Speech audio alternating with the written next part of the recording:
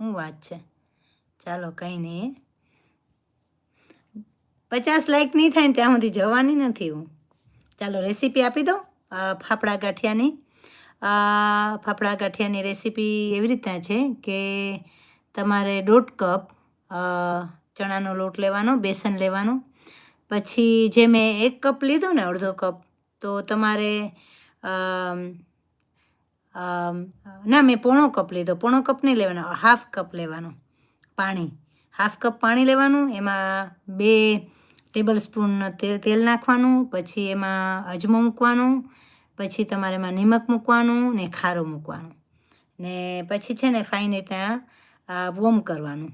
ને થોડું ઠંડુ પડે ને પછી તમારે લોટમાં મૂકવાનું. આજે મેં છે ને મૂકી દીધું ને એટલે થોડું ઢીલું થઈ ગયું.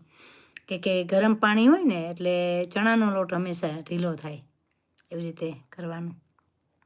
ને પછી ફાઇન લોટ બાંધી ને કઠણ બાંધવાનો. એકદમ કઠણ નહીં, આજે બરાબર બંધાણો છે પણ હાથમાં ચોંટતો હતો એટલે છે ને તમારે થોડું તેલ નાખવાનું એમાં, રાઈટ. એટલે ફાઇન એકદમ મસળશો ને એટલે મસ્તનો શું કહેવાય શેકાઈ જશે. ને એમાં 1 ટીસ્પૂન નિમક, 1 ટીસ્પૂન ખારો, કે વધારે લોટ નાખ્યો એટલે 1.5 ટીસ્પૂન સોલ્ટ જોઈએ.